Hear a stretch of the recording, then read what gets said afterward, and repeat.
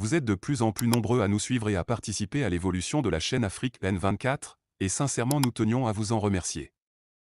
Nous lisons tous vos commentaires qui enrichissent le débat et vraiment nous vous demandons de nous soutenir, en aimant les vidéos pour une large diffusion, et pour continuer à avoir une ligne éditoriale indépendante, et vous proposer de nouvelles émissions toujours de plus en plus enrichissantes.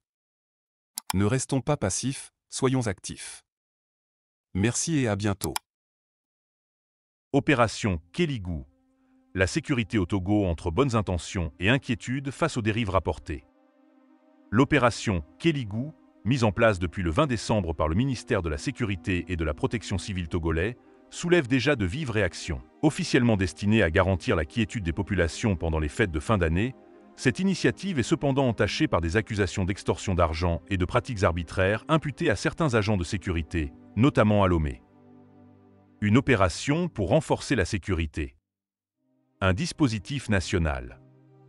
Dans un communiqué signé par le ministre de la Sécurité et de la Protection civile, l'ambassadeur Calixte Majulba, il est précisé que Kéligou, qui signifie vigilance dans une langue locale, vise à lutter contre l'augmentation saisonnière des actes de banditisme, de délinquance et d'accidents de la route à l'approche des fêtes de fin d'année. Des patrouilles renforcées, des contrôles d'identité, des barrages routiers et des opérations coup de poing sont ainsi programmés sur l'ensemble du territoire togolais. Un appel à la collaboration citoyenne. Le communiqué appelle également à la grande vigilance et à la franche collaboration des populations. Les Togolais sont invités à contacter les numéros d'urgence pour signaler tout comportement suspect et avoir en permanence sur eux une pièce d'identité ou les papiers de leur véhicule. À la veille du réveillon de la Saint-Sylvestre, cette consigne est justifiée par la nécessité de faciliter les contrôles et de dissuader les fauteurs de troubles. Des témoignages alarmants de bavures avant même l'annonce officielle. Rafles et arrestations arbitraires. Dès la mi-décembre, soit avant même la publication du communiqué, des habitants de certains quartiers de Lomé affirment avoir été témoins ou victimes de rafles musclées. Dans une émission radiophonique togolaise, plusieurs personnes ont ainsi rapporté que des forces de l'ordre procédaient à des interpellations massives. Hommes, femmes, jeunes et moins jeunes, arrêtés parfois alors qu'ils sortaient simplement de chez eux pour acheter des provisions ou rendre visite à des proches.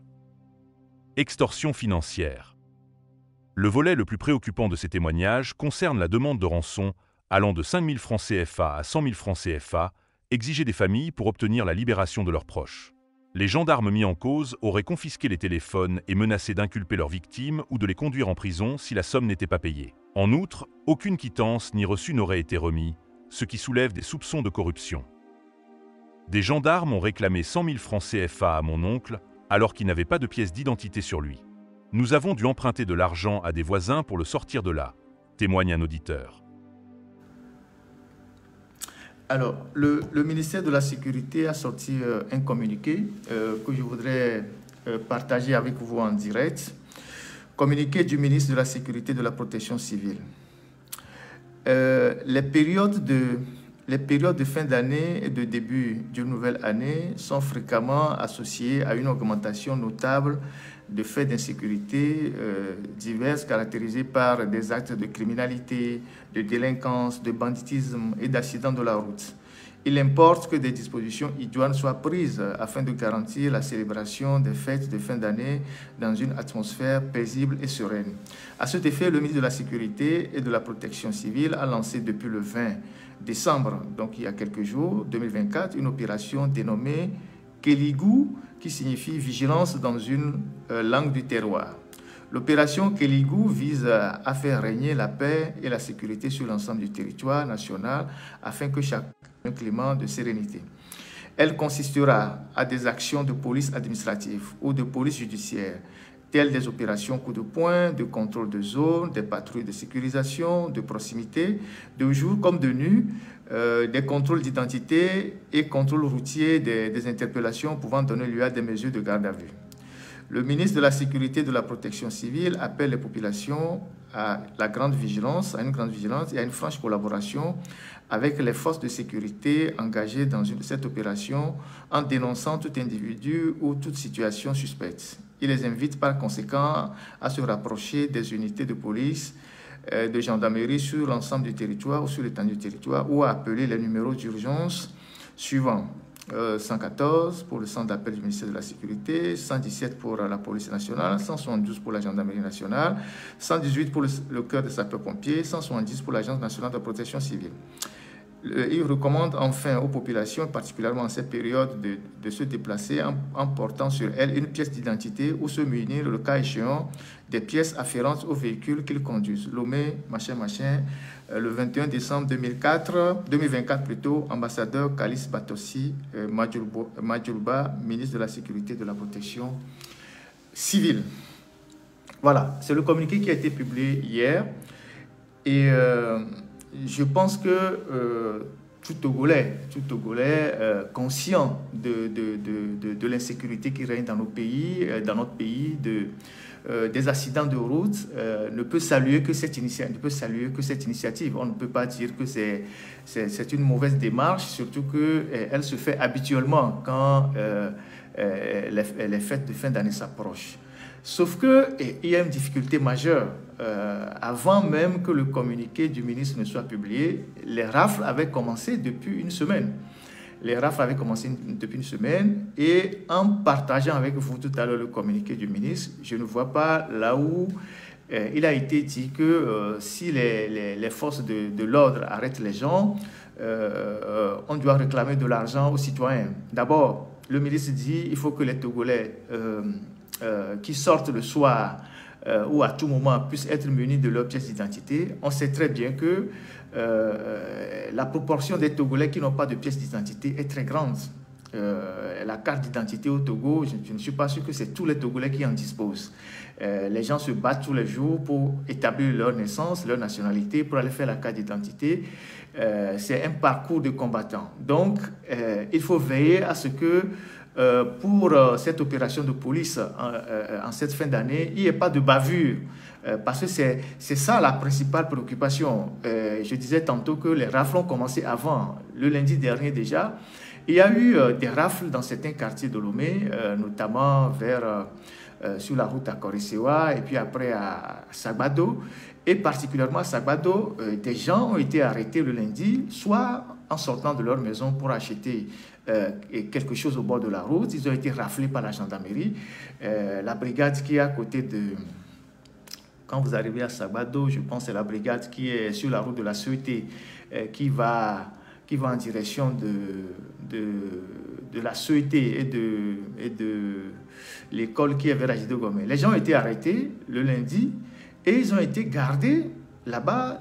On a confisqué leur téléphone. Les familles n'étaient pas au courant. Voilà, vers IPG. Les familles n'étaient pas au courant. Les gens ont commencé par chercher leurs proches. 3 jours après, ils les retrouvent dans les grilles de la gendarmerie, de la brigade de la gendarmerie qui est à Sagbado là-bas. Et les gendarmes qui sont là-bas, et je le dis avec beaucoup de force en interpellant le ministre de la Sécurité pour que des faits comme ça ne se reproduisent plus. Les gendarmes qui étaient là-bas ont demandé à des familles de payer 100 000 francs CFA avant de libérer leurs proches. Et c'est ce que les gens ont fait. Je ne savais même pas que... moi, j'ai été alerté depuis mercredi. Je ne savais même pas que le communiqué là allait sortir.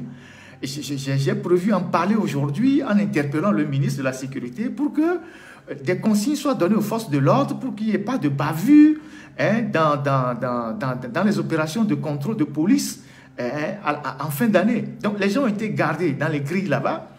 On leur a pris de l'argent. Les familles sont venues. Ils ont dit il faut payer 100 000 francs. Sinon, on ne laisse pas vos enfants. Et qu'est-ce qu'ils ont fait? Ils tapaient les soi-disant PV sur une machine pour effrayer les familles en disant on va les envoyer en prison si vous ne donnez pas de l'argent. Et donc, les gens sont allés chercher 100 000 francs pour venir donner aux gendarmes, à la brigade de Sagbado là-bas. Ils ont pris l'argent sans reçu.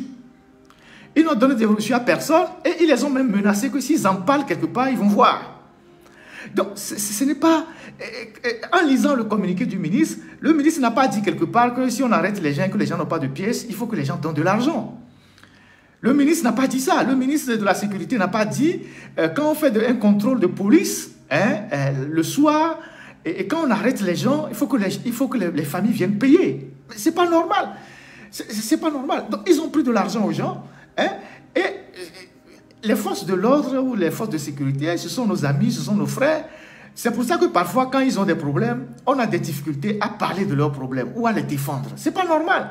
Vous ne pouvez pas, si vous voulez faire la fête, vous n'avez pas d'argent, demandez une augmentation de salaire à vos patrons. Ne vous attaquez pas aux populations en rackettant les gens. Ce n'est pas normal. Donc, ils ont pris de l'argent aux gens, hein, principalement dans cette brigade, parce qu'ils ont fait ça aussi vers Akoresoa, un peu partout là-bas. Ils ont arrêté les gens, ils ont pris 5 000, 10 000 chez des gens avant de les relâcher. Et moi, c'est cette bavure-là que je crains. Actuellement, ils ont déployé les forces de l'ordre partout dans la ville. C'est pour notre sécurité, c'est déjà bien, on ne peut pas le refuser. C'est une bonne chose. Mais il faut que ce communiqué soit accompagné d'une autre mesure interne que le ministre doit passer à toutes les brigades pour que, quand on arrête les gens, on ne leur demande pas de l'argent. Vous imaginez une famille qui va aller rassembler 100 000 francs pour venir payer à ces gendarmes-là. Et ils ne leur ont même pas donné de reçu, sous la base des menaces. Après, pour rendre même les portables des gens qu'ils ont arrêtés, c'est une autre démarche. Ils ont refusé de remettre les portables. Il a fallu que les gens viennent demander pardon, les supplier, avant qu'ils ne remettent les portables aux gens. C'est pas normal.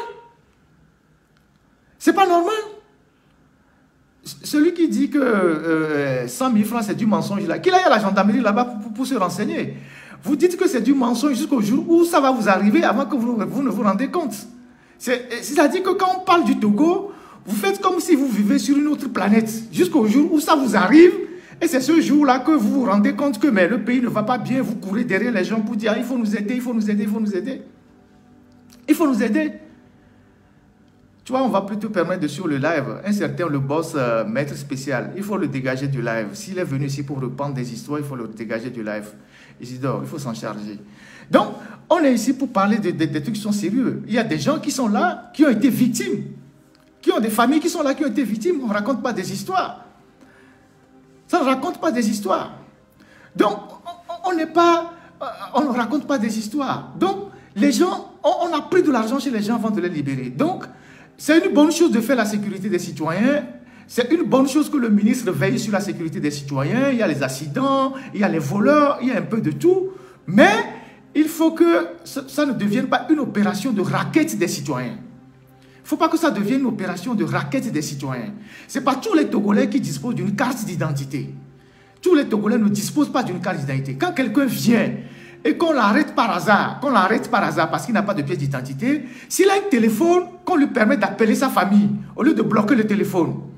S'il a un téléphone, qu'on lui permet d'appeler sa famille, de dire à sa famille que j'ai été arrêté, je suis dans telle brigade, la famille viendra le chercher. La famille viendra témoigner que c'est notre fils, il est sorti pour acheter quelque chose et la famille va le récupérer. Il ne faut pas que les soldats bloquent les téléphones des gens. Donc vous arrêtez quelqu'un dans la rue le soir et la personne a un téléphone, la personne n'a pas de pièce d'identité, permettez à la personne d'appeler sa famille pour que la famille sache que elle est gardée dans cette brigade, elle est gardée dans tel commissariat. Et s'il y a des formalités à faire, les familles viendront faire les formalités pour que... par rapport à ce communiqué du ministre, en appelant les uns les autres à plus de vigilance, mais aussi aux autorités de prendre des mesures pour que nos frères soldats, nos frères gendarmes, police, n'abusent pas de cette mission qu'on vient de leur confier. Donc, des familles dans l'angoisse. Les proches, sans nouvelles, auraient souvent ignoré le lieu de détention des personnes arrêtées, leur téléphone étant confisqué. Certaines familles n'auraient retrouvé leurs proches qu'après plusieurs jours de recherche, en se rendant directement dans différentes brigades ou commissariats. Un climat administratif complexe, la question des papiers. Des formalités longues et coûteuses. Si le communiqué du ministère souligne l'importance de porter une carte d'identité, beaucoup de Togolais peinent à se procurer ces documents. Les procédures d'établissement d'extrait de naissance et de carte d'identité nationale peuvent être longues, complexes et onéreuses pour des familles déjà modestes. La carte d'identité n'est pas accessible à tous. Il faut parfois des mois pour l'obtenir et les coûts sont élevés.